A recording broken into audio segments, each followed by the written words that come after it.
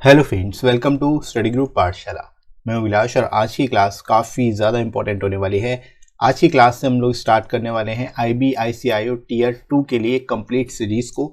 और ये complete descriptive writing की सीरीज़ होगी जिसमें मैं आपको कंप्लीटली सारे टॉपिक्स कराने वाला हूँ, एसे, प्रेसिक्स और आपका कॉम्प्रीहेंशन। ठीक है, ताकि आपको कुछ भी अलग से तैयार करने की ज़रूरत ना पड़े और जितने भी मोस्ट एक्सपेक्टेड टॉपिक्स है वो सभी सीरीज़ के अंतर्गत मैं आपको करा दूंगा। इसके साथ ही साथ आप सजेशन भी दे सकते हो। अगर आपको कोई इंपॉर्टेंट टॉपिक लगता है तो आप सजेस्ट कर सकते हो कमेंट सेक्शन के थ्रू, मैं उस पर भी आपको वीडियोस प्रोवाइड कर दूंगा। राइट दोस्तों, तो आज का जो टॉपिक है वो है internal security challenges in India. ठीक है, सिक्योरिटी को लेकर के काफ़ी ज़्यादा जो है इंपॉर्टेंस रहती है आईबी में, और इससे रिलेटेड कोई ना कोई टॉपिक जरूर पूछा जाता है। ठीक है, चाहे वो किसी भी फॉर्म में पूछा जाए, तो इसलिए ये टॉपिक काफ़ी ज़्यादा इंपॉर्टेंट रह सकता है आप सभी के लिए, तो इसको आप जरूर तैयार कर लेना। ठीक है, तो इंटरनल सिक्योरिटी के ऊपर ये आज का टॉपिक होगा जिसको हम लोग कंप्लीटली अच्छे से कवर करने वाले हैं। राइट, और यहाँ पर मैं आपको बताऊंगा कि कैसे आपको इस टॉपिक को लिखना है बेस्ट पॉसिबल वे में, ताकि आप अच्छे से लिख पाओ इसी तरह से जैसे मैंने आपको बताया है, और अच्छा बेटर स्कोर कर पाओ एग्जाम में। राइट दोस्तों, तो चलिए शुरू करते हैं आज की क्लास को। लेट्स राइट फ्रेंड्स, और इसके साथ ही साथ आप इस डिस्क्रिप्टिव बैच को ज्वाइन कर सकते हो जो IB/ICAI टीयर 2 के लिए स्पेसिफिकली। और यहाँ पर आपको एसे, प्रेसी और कॉम्प्रीहेंशन तीनों की प्रैक्टिस करा दी जाती है। 60+ आवर्स की यहाँ पे लाइव इंटरेक्टिव क्लासेस आपको मिल जाती हैं। साथ ही साथ 24/7 आप कभी भी अपने डाउट्स क्लियर कर सकते हो। डेली आपको ग्रुप में टॉपिक भी दिया जाता है जिसको आप लिखते हो, और उस टॉपिक से रिलेटेड कुछ कंटेंट भी दिया जाएगा ताकि आप उसको रीड करके आसानी से अपने शब्दों में लिख सको। राइट, जब आप इनरोल कर लोगे तो आपको अलग से एक व्हाट्सएप ग्रुप में ऐड कर दिया जाएगा। राइट, और आपकी कॉपी भी मैं खुद एनालाइज करूंगा ताकि आपको समझ में आए कि आप क्या गलतियां कर रहे हो, उसमें क्या इंप्रूवमेंट करना है। और जितने भी रिकॉर्डेड वीडियोस है प्रीवियस क्लासेस वो सभी आपको मिल जाएंगे 24/7 रिवीजन के लिए। राइट, और गर्ल्स के लिए सेपरेट ग्रुप की सुविधा भी है, और टीयर 2 एग्जाम होने तक जो है आपका ये प्रैक्टिस बैच कंटिन्यू चलेगा। तो इस वजह से आप इस बैच को जरूर एनरोल करिए, लिमिटेड सीट्स ही अवेलेबल है। राइट फ्रेंड्स, और आपको एडिशनल 10% डिस्काउंट मिल जाएगा। आपको डिस्काउंट कोड यूज करना है SG10 जब आप यूज करोगे 10% डिस्काउंट भी आपको मिल जाएगा। तो डिस्क्रिप्शन में दोस्तों लिंक दिया गया है, वहां से जाके आप इस बैच को इनरोल कर सकते हो। तो दोस्तों शुरुआत इंट्रोडक्शन से करेंगे। आप इस टॉपिक को एक्सप्लेन कैसे करोगे, कैसे आपको इंट्रोडक्शन देना है इस टॉपिक का, ये देख लेते हैं। तो आप शुरुआत कर सकते हो इंटरनल सिक्योरिटी से। अब बता सकते हो इंटरनल सिक्योरिटी किसको बोलते हैं, क्या होती है। ठीक है, इससे आप यहाँ पर शुरुआत कर सकते हो। जैसे internal security is the security that lies with in the borders of a country. ठीक है, यानी इंटरनल सिक्योरिटी क्या है कि वो सिक्योरिटी जो विद इन द बॉर्डर्स होती है, यानी जो भी कंट्री है उस कंट्री के विद इन बॉर्डर्स जो सिक्योरिटी है उसको ही हम लोग इंटरनल सिक्योरिटी बोलेंगे। Right, it ensures the maintenance of peace, law and order and protection of sovereignty within the territory of a country. यानी कि इसके अंतर्गत क्या आता है, ये इंश्योर करती है, इंटरनल सिक्योरिटी क्या इंश्योर करेगी, पीस को मेंटेन करना। ठीक है, यानी जो देश है, जिस भी देश में की बात हो रही है उस देश में पीस यानी शांति पूरी तरह से हो, लॉ एंड ऑर्डर बनाया जा सके, और साथ ही साथ सोवरेनिटी को प्रोटेक्ट किया जा सके, यानी संप्रभुता को भी प्रोटेक्ट किया जा सके। ठीक है, with in the territory of the country. Right, internal security is different from external security. अब आप यहाँ पर थोड़ा सा यहाँ पर बता सकते हो एक्सटर्नल सिक्योरिटी के भी बारे में, कि इंटरनल सिक्योरिटी और एक्सटर्नल सिक्योरिटी में फर्क होता है, दोनों में डिफरेंस होता है। राइट, जैसे कि external security is considered as the security against aggression by a foreign country. यानी एक्सटर्नल सिक्योरिटी कब कंसिडर की जाती है, एक्सटर्नल सिक्योरिटी जो है उसको वो तब कंसिडर की जाती है जब एग्रेशन होता है किसी फॉरेन कंट्री के द्वारा, यानी किसी बाहरी देश ने हमारी कंट्री पे जब आक्रमण कर दिया तो उस केस में हमारी जो एक्सटर्नल सिक्योरिटी होगी वो एक्टिव हो जाएगी। यानी एक्सटर्नल सिक्योरिटी का पूरा ये मामला होगा जो इसको डील करेगी। राइट, इसी तरह देखो, maintaining the external security is the responsibility of the arm forces of the country such as Indian army, Indian navy and Indian air force in India. ठीक है, यहाँ पर आप बता सकते हो एक्सटर्नल सिक्योरिटी है, इसको मेंटेन कौन करेगा, ये रिस्पॉन्सिबिलिटी आर्म फोर्सेस की होती है।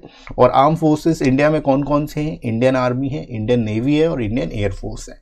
ठीक है, तो ये एक्सटर्नल सिक्योरिटी को मेंटेन करने का जो मेन कंसर्न होता है या जो मेन रिस्पॉन्सिबिलिटी होती है वो किसकी होती है, ये आप यहाँ पर बता सकते हो, आर्म फोर्सेस की होती है। राइट। तो इस तरह से यहाँ पर एक्सटर्नल सिक्योरिटी के बारे में भी आप थोड़ा सा ओवरव्यू दे सकते हो, ताकि एग्जामिनर को पता चल जाए कि आपको अच्छे से पता है इंटरनल और एक्सटर्नल सिक्योरिटी के बारे में, आप पूरी तरह से क्लियर हो, राइट। इसके बाद आगे बढ़ते हम लोग बॉडी सेक्शन में।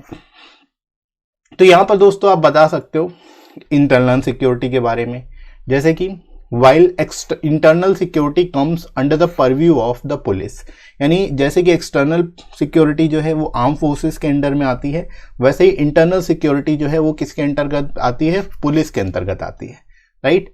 Which can also be supported by central arm police forces, यानी CAPF, ठीक है। यानी CAPF जो है सपोर्ट करते हैं पुलिस को, अगर कोई मैटर बड़ा मैटर बन जाता है तो उस केस में CAPF जो होती हैं, सेंट्रल आर्म पुलिस फोर्सेस जो होती हैं, ये सपोर्ट करती हैं पुलिस को, ठीक है। तो ये भी आप यहाँ पर बता सकते हो एज पर द रिक्वायरमेंट, जैसे जहाँ पर नीड अराइज होती है, जैसी जैसी रिक्वायरमेंट आती है उसके हिसाब से, ठीक है। तो CAPF जो है पुलिस के साथ मिलकर काम करती है और ये इंटरनल सिक्योरिटी के लिए वर्क करती है, राइट। तो यहाँ पर आप बता सकते हो इस तरह से।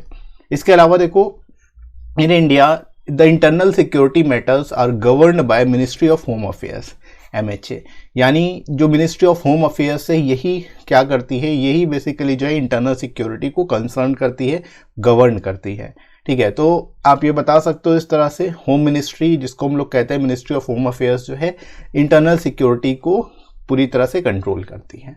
इससे रिलेटेड जो भी चीज़ें होंगी वो ministry of home affairs he concern करेगी, राइट। तो इस तरह से यहाँ पर आप इसके बारे में कंप्लीट डिटेल्स बता सकते हो, इसके बारे में लिख सकते हो, राइट। दोस्तों यहाँ तक आई होप आप लोग समझ पा रहे होंगे कैसे आपको इसके बारे में लिखना है। इंटरनल सिक्योरिटी के बारे में पहले बताना है कि इंटरनल सिक्योरिटी क्या होती है, कौन कौन से बेसिकली किन किन के अंडर में आती है इंटरनल सिक्योरिटी, ठीक है। अब आप यहाँ पर बताओगे चैलेंजेस इससे रिलेटेड क्या क्या है, प्रॉब्लम्स क्या क्या है, ठीक है, क्योंकि प्रॉब्लम्स और चैलेंजेस की भी बात करनी है यहाँ पर, राइट। तो यहाँ पर आप शुरुआत इस तरह से कर सकते हो कि if we look at the past, India's internal security problems have multiplied because of linguistic rights, inter state disputes and ethnic tensions, ठीक है। यानी कि अगर हम अपने पास्ट को देखें, ठीक है, जब से इंडिया बेसिकली जो है इंडिपेंडेंस हुआ है, अपने पास्ट को अगर हम देखें, जो इंटरनल सिक्योरिटी प्रॉब्लम्स है वो लगातार बढ़ती ही जा रही है, मल्टीप्लाइड ही हुई हैं, बढ़ी ही हैं, कम नहीं हुई हैं, क्योंकि लिंग्विस्टिक राइट्स हुए, ठीक है। इसके साथ से इंटर स्टेट डिस्प्यूट्स को लेकर के मामले सामने आए, और एथनिक टेंशन या कास्ट से रिलेटेड टेंशन जो है इसको लेकर के जो है मैटर सामने आए। तो ये इस तरह की इंटरनल सिक्योरिटी कंसर्न्स जो है लगी रहती, प्रॉब्लम्स लगी रहती हैं, right. Our country was forced to redefine its inter-state boundaries due to linguistic rights in 1956, ठीक है। आप ये भी बता सकते हो इन 1956 में जो इंडियन टेरिटरीज हैं या स्टेट बाउंड्रीज हैं उनको रीडिफाइन किया गया था 1956 में लिंग्विस्टिक राइट्स की वजह से, ठीक है। लिंग्विस्टिक बेसिस पर जो है स्टेट्स का फॉर्मेशन हुआ था, ये भी आप यहाँ पर बता सकते हो, राइट। तो इस तरह से यहाँ पर आप शुरुआती दौर का में क्या क्या सिचुएशन बनी उससे लेकर के अभी तक की सिचुएशन आपको बतानी है, ठीक है। तो यहाँ पर आप शुरुआत इस तरह से लिंग्विस्टिक राइट से कर सकते हो, ठीक है। इसके बाद आगे हम लोग मूव करते हैं। आगे दोस्तों आप लोग बॉडी सेक्शन में ही कंटिन्यू करोगे इसको कि after that the rise of Naxalism was also seen as a threat to internal security in India, ठीक है। अब आप नक्सलिज्म के बारे में बात कर सकते हो कि नक्सलिज्म जो है उसको भी एक तरह से इंटरनल सिक्योरिटी थ्रेट के रूप में देखा गया, ठीक है। पहले तो सबसे पहले लिंग्विस्टिक राइट्स हुए, उसके बाद नक्सलिज्म सामने आई, इस तरह की नक्सलिज्म की प्रॉब्लम सामने आई, है ना। At the time of independence our country was underdeveloped, the country adopted the equitable and inclusive growth model for growth and development, ठीक है। अब ऐसा क्यों हुआ ये आप बता सकते हो कि ये नक्सलिज्म की प्रॉब्लम आई, ये क्यों आई, इसके पीछे कारण क्या है। इसके पीछे कारण यही है कि इंडिपेंडेंस के टाइम पे क्या हुआ, हमारी कंट्री अंडर डेवलप्ड थी, ठीक है। तो हमारी कंट्री ने क्या किया, इक्विटेबल और इंक्लूसिव ग्रोथ मॉडल को अपनाया ताकि कंट्री की ग्रोथ हो सके और डेवलपमेंट हो सके, ठीक है। तो इससे क्या हुआ, this situation was exploited by various people or groups to pose a very dangerous challenge to the country's internal security in the form of Naxalism and left-wing extremism, ठीक है। यहाँ पर दोस्तों बात कर सकते हो कि हमारी कंट्री जो है पूरी तरह से फोकस थी किस पर, ग्रोथ और डेवलपमेंट पर, इक्विटेबल और इंक्लूसिव ग्रोथ पर। तो इसका फायदा क्या हुआ, कई लोगों ने उठाया, कई ग्रुप्स ने उठाया, ठीक है, जिसकी वजह से जो है हमारी इंटरनल सिक्योरिटी को एक बड़ा झटका लगा। और किस फॉर्म में? नक्सलिज्म के फॉर्म में, लेफ्ट विंग एक्सट्रीमिज्म के फॉर्म में जो है कई ग्रुप सामने आए। ठीक है, तो यहाँ पर ये इस तरह से आप बता सकते हो, इस तरह से यहाँ पर आप नक्सलिज्म या लेफ्ट विंग एक्सट्रीमिज्म के बारे में बता सकते हो कि कैसे इसकी प्रॉब्लम अराइज हुई, राइट। इसके अलावा देखो आगे हम लोग मूव करते हैं। Cyber security is the latest challenge that our country is facing these days. ठीक है, अब आप यहाँ पर बता सकते हो साइबर सिक्योरिटी के बारे में। साइबर सिक्योरिटी जो है ये सबसे बड़ा चैलेंज है हमारी कंट्री के लिए। ठीक है, और क्योंकि अभी भी कई सारी सिचुएशन सामने आती है, कई सारे रैंसमवेयर के अटैक सामने आते हैं, कई सारे जो है साइबर सिक्योरिटी से रिलेटेड अटैक सामने आते हैं, जो कि बड़े कंसर्न का मैटर है। ठीक है, क्योंकि ज़्यादातर जो गवर्नमेंट का डेटा होता है वो ऑनलाइन ही होता है, ऑनलाइन साइबर सिक्योरिटी मस्ट है उसके लिए, राइट। तो ये भी एक बड़ा चैलेंज बन सकता है, ये भी एक बड़ा चैलेंज है हमारी कंट्री की सिक्योरिटी के लिए, राइट। तो यहाँ पर आप साइबर सिक्योरिटी के बारे में भी बात कर सकते हो, राइट दोस्तों। आगे हम लोग मूव करते हैं। यहाँ पर आप लिख सकते हो we could be the target of a cyber war which can harm our security at any time. यानी हम कभी भी साइबर वॉर का टारगेट बन सकते हैं जिससे हमारी सिक्योरिटी को कभी भी हार्म किया जा सकता है, right. The growth in the use of internet has also shown that social media could play a vital role in spreading fake news and violence and thus can become a threat to our internal security। ठीक है, यानी जो use है social media का, जो तेज़ी से use हो रहा है, तेज़ी से ग्रोथ हुई है यूसेज में इंटरनेट की, उसकी वजह से जो सोशल मीडिया है वो भी एक बहुत अहम रोल जो है निभा रहा है कहीं ना कहीं, जिसकी वजह से जो है फेक न्यूज़ और वायलेंस तेज़ी से बढ़ सकता है या फिर बढ़ भी रहा है, राइट। और इससे क्या है, अगर फेक न्यूज़ या फिर वायलेंस बढ़ता है तो उससे क्या है हमारी इंटरनल सिक्योरिटी को एक बड़ा झटका लग सकता है। ये हमारी इंटरनल सिक्योरिटी के लिए एक बड़ा थ्रेट बन सकता है, एक थ्रेट बनकर उभर सकता है, राइट। तो ये भी एक बड़ा इशू है जिसको आप यहाँ पर डिस्कस कर सकते हो, राइट। तो यहाँ तक आई होप समझ पाए होंगे। आगे बढ़ते हैं। Border management is also important in reducing the threats to our internal security। ठीक है, अब देखो बॉर्डर मैनेजमेंट भी इंपॉर्टेंट है ताकि जो हमारे इंटरनल सिक्योरिटी से रिलेटेड थ्रेट्स हैं उनको कम किया जा सके। क्यों इंपॉर्टेंट है ये भी आप यहाँ पर बता सकते हो।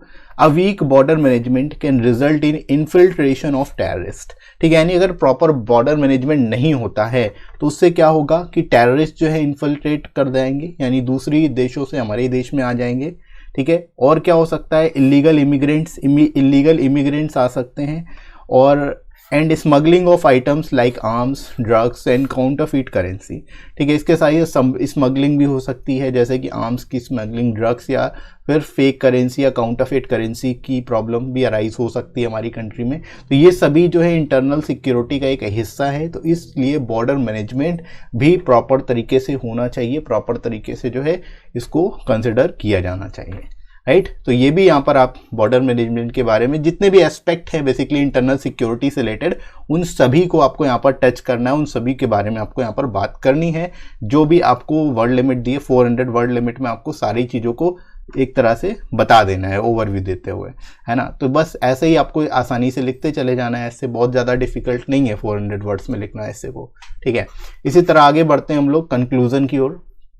अब आप यहाँ पर इंडिया के रिस्पेक्ट में कुछ चीज़ें डाल सकते हो, कुछ डेटा डाल सकते हो, जैसे कि in the global terrorism index 2020 India has been ranked at 8th place in the list of countries most affected by terrorism. ठीक है, यहाँ पर आप बता सकते हो जो ग्लोबल टेररिज्म इंडेक्स 2020 है उसके हिसाब से जो इंडिया है वो 8th प्लेस पे है, 8वें स्थान पर है, और ये मोस्ट अफेक्टेड टेररिज्म कंट्री, मतलब उन सभी कंट्रीज में जो कि मोस्ट अफेक्टेड कंट्रीज हैं टेररिज्म से, राइट। तो इंडिया 8th प्लेस पे ये आप बता सकते हो, right. India continues to deal with terrorist activity on different fronts like terrorism related to terrestrial disputes in Jammu and Kashmir and secessionist movement in Assam।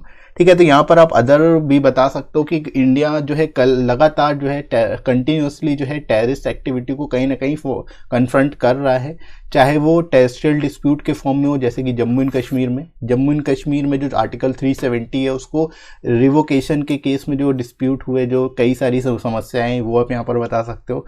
साथ ही साथ सेसेशनिस्ट मूवमेंट जो हुआ आसाम में, ठीक है, एनआरसी को लेकर के जो यहाँ पर सिचुएशन बनी वो भी आप यहाँ पर बता सकते हो, एनआरसी के बारे में भी यहाँ पर आप डिस्कस कर सकते हो। ठीक है, तो ये इस तरह की प्रॉब्लम जो है लगातार किसी ना किसी तरह की थ्रेट जो है लगी रहती है इंटरनल सिक्योरिटी से रिलेटेड। तो इन सभी के बारे में यहाँ पर आप लिख सकते हो, राइट दोस्तों। इसके बाद फाइनली लास्ट पैरा में आपको थोड़ा सा यहाँ पर कंक्लूड करते हुए लिखना है, जैसे कि India needs to implement all of its national powers in a coordinated manner. यानी इंडिया को क्या करने की जरूरत है, जो हमारी पावर्स हैं, जो नेशनल पावर्स हैं, उन सभी को कोऑर्डिनेटेड मैनर में इम्प्लीमेंट करने की जरूरत है to address its security issues, ताकि जो सिक्योरिटी इश्यूज हैं उनको एड्रेस किया जा सके, उनको पूरी तरह से निपटाया जा सके, right. And this will happen only when we give national level importance to internal security in India, ठीक है। और ये तभी होगा जब हम इंटरनल सिक्योरिटी को नेशनल लेवल इंपॉर्टेंस देंगे, तभी जो है हम जो सिक्योरिटी इश्यूज हैं उनको पूरी तरह से डील कर पाएंगे, राइट। तो इस तरह से यहाँ पर आप सजेस्ट कर सकते हो, सजेशन दे सकते हो इसके बारे में, और सारी एस्पेक्ट को यहाँ पर आप बता सकते हो, राइट। तो आई होप दोस्तों आप सभी को समझ आया होगा इस टॉपिक को आपको कैसे लिखना है, क्या बेस्ट वे होगा इस टॉपिक को लिखने का, और जितने भी इंपॉर्टेंट एस्पेक्ट हैं उन सबको कैसे कवर करते हुए आपको विद इन वर्ड लिमिट इस टॉपिक को कवर करना है, ठीक है। तो आई होप आपको समझ आ गया होगा कैसे इस टॉपिक को आप लिखोगे एग्जाम में अगर ये टॉपिक आपसे पूछे। इसके साथ ही साथ फ्रेंड्स आप इस बुक को ले सकते हो जो आपकी एस्से और प्रेसी राइटिंग दोनों के लिए आपको मिल जाएगी। एस्से के 100+ टॉपिक्स यहाँ पे इस बुक में आपको मिल जाएंगे, जो कि आपको विद इन वर्ड लिमिट मिलेंगे। अराउंड 400 वर्ड्स में आपको सारे के टॉपिक्स कवर कराए गए हैं। साथ ही साथ प्रीसी के 60+ प्रैक्टिस सेट्स मिल जाएंगे आपको, जिनको आपको जरूर तैयार करना है और आपके एग्जाम में पूछे जा सकते हैं, राइट। तो लेटेस्ट टॉपिक पे आप लेटेस्ट पैटर्न पर सारे टॉपिक आपको मिलेंगे और लोएस्ट कॉस्ट में आपको ये बुक मिल जाएगी। एडिशनल आपको 30% डिस्काउंट भी मिल जाएगा। तो लिंक डिस्क्रिप्शन में दिया गया है, वहां से जाके आप डिस्काउंटेड रेट्स पे इन बुक्स को ले सकते हो और अपनी प्रिपरेशन को और बेहतर तरीके से कर सकते हो। इंट्रोडक्शन से दोस्तों स्टार्ट करेंगे, कैसे इस टॉपिक को आपको लिखना है देख लेते हैं। शुरुआत आप कर सकते हो कि bioterrorism is a type of terrorism which involves intentional release of micro organisms such as viruses, bacteria, fungi और other toxins to cause illness or death among humans, plants and livestock and to terrorize the civilian population। ठीक है, यहाँ पर आप बहुत ही simple language में बता सकते हो, डिफाइन कर सकते हो कि बायोटेररिज्म होता क्या है। बायोटेररिज्म एक तरह का टेररिज्म है जिसमें इंटेंशनली क्या किया जाता है, एक माइक्रो ऑर्गेनिज्म को रिलीज किया जाता है, चाहे वो वायरस हो, बैक्टीरिया हो, फंगी हो या अदर कोई टॉक्सिन हो, ठीक है, जिसकी वजह से इलनेस या फिर एक तरह से डेथ जो है क्रिएट की जाती है ह्यूमंस, प्लांट या फिर लाइफ स्टॉक में, और इस तरह से जो है सिविलियन पॉपुलेशन को टेरराइज किया जाता है, राइट। तो यहाँ पर आप बहुत ही सिंपल लैंग्वेज में इसको डिफाइन कर सकते हो। इसके बाद देखिए, these agents are generally found in nature and are alter mutated in laboratory to be used as a weapon for mass destruction. ठीक है, यानी ये जो एजेंट्स हैं इनको ये नेचुरली पाए जाते हैं, नेचर में पाए जाते हैं, और इनको अल्टर या म्यूटेटेड किया जाता है लेबोरेटरी में, ताकि इनका एज अ वेपन की तरह उपयोग किया जा सके मास डिस्ट्रक्शन के लिए, राइट। तो यहाँ पर आप बता सकते हो इस बारे में। This type of terrorism can easily be disseminated to cause widespread fear and panic beyond the actual damage. ठीक है, यानी इस तरह की जो टेररिज्म है ये इसकी वजह से क्या है, वाइड स्प्रेड इसको डिसेमिनेट किया जा सकता है, वाइड इसको फैलाया जा सकता है, जिसकी वजह से फियर और पैनिक जो है एक्चुअल डैमेज से भी ज्यादा होता है, राइट। तो यहाँ पर आप इस तरह से इसके बारे में बता सकते हैं। It can be spread through air, water और फूड। ठीक है, अब इनकी क्वालिटी क्या है कि ये किसी भी माध्यम से जो है स्प्रेड हो जाते हैं, जैसे कि एयर है, वाटर है या फिर आपका फूड है, तीनों के माध्यम से जो है इनको आसानी से फैलाया जा सकता है, राइट। तो यहाँ पर दोस्तों इंट्रोडक्शन में इस तरह से आप बेसिक चीजें इसके बारे में लिख सकते हो और उनको डिफाइन कर सकते हो, राइट। तो यहाँ तक आई होप आपको समझ में आ रहा होगा कैसे इसको आप एक्सप्लेन करोगे। आगे मूव करते हैं हम लोग बॉडी सेक्शन में। यहाँ पर आप लिखेंगे, during world war first and second, Japan and Germany embarked on large scale programs to develop biological weapons using fatal mustard gas। ठीक है, यानी वर्ल्ड वॉर फर्स्ट और सेकेंड के दौरान जो है जर्मनी और जापान दोनों ही कंट्रीज ने एक तरह से लार्ज स्केल प्रोग्राम्स डेवलप किए बायोलॉजिकल वेपन्स बनाने के लिए। ठीक है, जिसमें बेसिकली मस्टर्ड गैस का उपयोग किया गया था, राइट। तो ये भी आप यहाँ पर बता सकते हो, जो है वर्ल्ड वॉर फर्स्ट और सेकेंड दोनों में ही बायोलॉजिकल वेपन्स का डेवलपमेंट हुआ। इसके अलावा दोस्तों bacillus the bacteria that causes anthrax is one of the most likely agent to be used in biological attacks. ठीक है, आप यहाँ पर बता सकते हो बैक्टीरिया के बारे में, जो बैसिलस एंथ्रासिस बैक्टीरिया है, इसकी वजह से क्या होता है, एंथ्रैक्स होता है। ठीक है, और ये जो है बहुत ही ज़्यादा यूज्ड होता है जो बायोलॉजिकल अटैक्स उनमें, तो यहाँ पर आप इसके बारे में भी बता सकते हो, राइट। इसके बाद देखो, the centre for disease control and prevention CDC ranks the biological agents and diseases that have the potential to be used as weapons into 3 categories। ठीक है, यहाँ पर आप बता सकते हो CDC जो है, जो बायोलॉजिकल एजेंट्स और डिजीजेस है उनको बेसिकली तीन कैटेगरी में जो है उसको डिफाइन किया है। ठीक है, जिनको उपयोग बायोलॉजिकल वेपन की तरह किया जा सकता है, जिनमें पहली कैटेगरी है कैटेगरी ए, जिसको बोला जाता है हाई प्रायोरिटी एजेंट्स। ये हाई प्रायोरिटी एजेंट्स होते हैं, एग्जाम्पल के तौर पे प्लेग, इबोला वायरस, एंथ्रैक्स, ये सभी इसके जो है एग्जाम्पल है। ठीक है, तो यहाँ पर शॉर्ट में आप डिफाइन कर सकते हो कैटेगरीज के बारे में कि कौन कौन सी कैटेगरीज में CDC ने जो है बायोलॉजिकल जो एजेंट्स है उसको कैटेगराइज किया है, राइट। सेकेंड जो कैटेगरी है कैटेगरी बी, ये है moderate priority agents having low mortality rate. ठीक है, ये मॉडरेट प्रायोरिटी एजेंट्स होते हैं जिनका मोर्टेलिटी रेट कम होता है। ठीक है, एग्जाम्पल के तौर पे बैसिलियसिस क्यू5 फीवर। ठीक है, यहाँ पे एग्जाम्पल भी आप लिख सकते हो इसके, तो शॉर्ट में डिफाइन कर सकते हो, बहुत ज़्यादा डिटेल में नहीं लिखना है। इसी तरह कैटेगरी सी में आप बता सकते हो लो प्रायोरिटी एजेंट्स होते हैं ये। ठीक है, जो कैटेगरी सी है लो प्रायोरिटी एजेंट्स होते हैं, दीज आर इमर्जिंग पैथोजेंस। ठीक है, एक तरह से ये इमर्जिंग पैथोजेंस है। एग्जाम्पल के तौर पे हंता वायरस, नीफा वायरस, सार्स और येलो फीवर वायरस, ये सभी जो है ये आपके सी कैटेगरी में आते हैं, जिनको लो प्रायोरिटी एजेंट्स बोला जाता है। ठीक है, तो यहाँ पर आप कैटेगरीज के बारे में डिफाइन कर सकते हो कि कौन कौन सी कैटेगरीज में बेसिकली बायोलॉजिकल वेपन जिनका उपयोग किया जा सकता है, एजेंट्स का, जिन एजेंट्स का, उनको किन की कैटेगरी में डिफाइन किया जाता है, राइट। इसके अलावा आगे बढ़ते दोस्तों, यहाँ पे अपने कैटेगरीज के बारे में बता दिया, एग्जाम्पल्स भी बता दिए। आगे मूव करते हैं। For restricting the development and use of biological weapons, a convention was signed in Geneva, popularly known as Geneva Protocol 1925। ठीक है, यानी एक तरह से डेवलपमेंट के लिए और बायोलॉजिकल वेपन्स के यूज को रिस्ट्रिक्ट करने के लिए कन्वेंशन एक रखी गई, जिसको जेनेवा में साइन किया गया और जिसको हम जानते हैं जेनेवा प्रोटोकॉल 1925 के नाम से। ठीक है, but this convention was failed to address the production, storage, testing and transfer of these weapons। ठीक है, यानी ये जो कन्वेंशन है, जो इसका पर्पस था उसको वो सही तरीके से एड्रेस नहीं कर सका। ठीक है, मतलब प्रोडक्शन, स्टोरेज, टेस्टिंग, ट्रांसफर को लेकर के यहाँ पर जो है ये सही तरीके से जो है इसको नहीं रोक पाया, राइट। तो ये भी आपसे यार बता सकते हो। इसके बाद क्या होता है ये आप बताओगे कि after seeing the upcoming crisis, Biological Weapon Convention BWC came into force on 26 मार्च 1975। ठीक है, पहले क्या हुआ, पहले यहाँ पर जेनेवा प्रोटोकॉल 1925 था, जिसका ये एक्चुअल में काम था इस चीज को एड्रेस करना, लेकिन ये एड्रेस नहीं कर पाया। तो उसके बाद क्या हुआ, जो अपकमिंग क्राइसिस को देखते हुए बायोलॉजिकल वेपन कन्वेंशन रखा गया, जो कि 26 मार्च 1975 को 1975 में जो है फोर्स में आया, राइट, लागू किया गया। At present it has 183 member states।